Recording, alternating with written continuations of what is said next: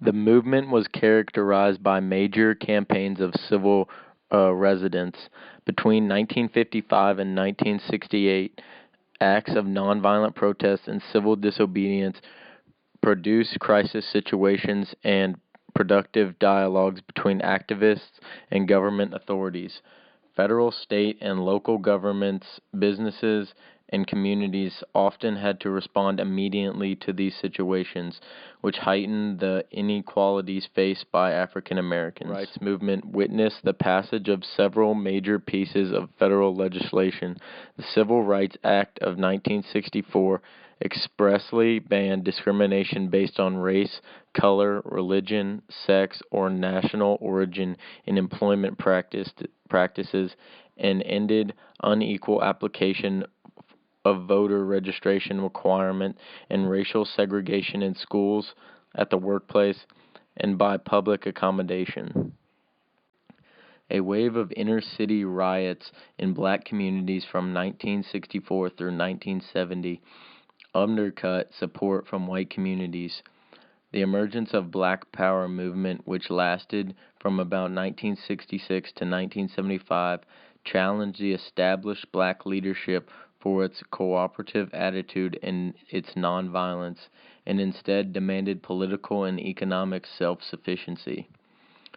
Many popular representations of the movement are centered on the leadership and philosophy of Martin Luther King Jr., who won the 1964 Nobel Peace Prize for his role in the movement. But some scholars note that the movement was too diverse to be credited to one person, organization, or strategy. In the spring of 1951, black students in Virginia protested their unequal status in the state's segregated educational system. Students at Motown High School protested the overcrowded conditions and failing facility.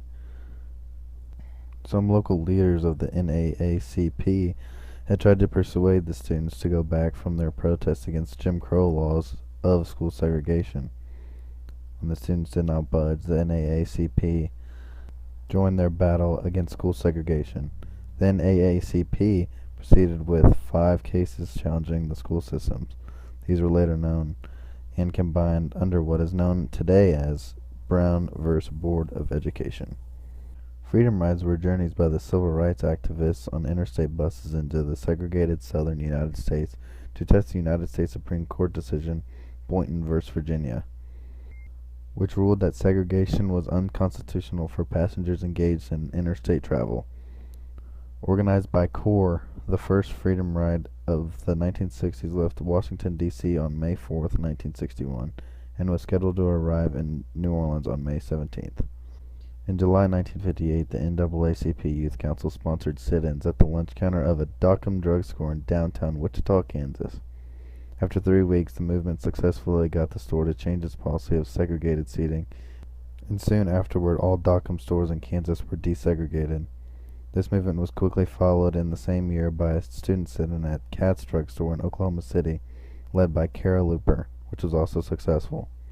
The Civil Rights Act was later expanded to bring disabled Americans, the elderly, and women in collegiate athletics under its umbrella. It also paved the way for 2 major follow-ups. The Voting Rights Act of 1965, which prohibited literacy tests and other discriminatory voting practices, and the Fair Housing Act of 1968, which banned discrimination in the sale, rental, and financing of property.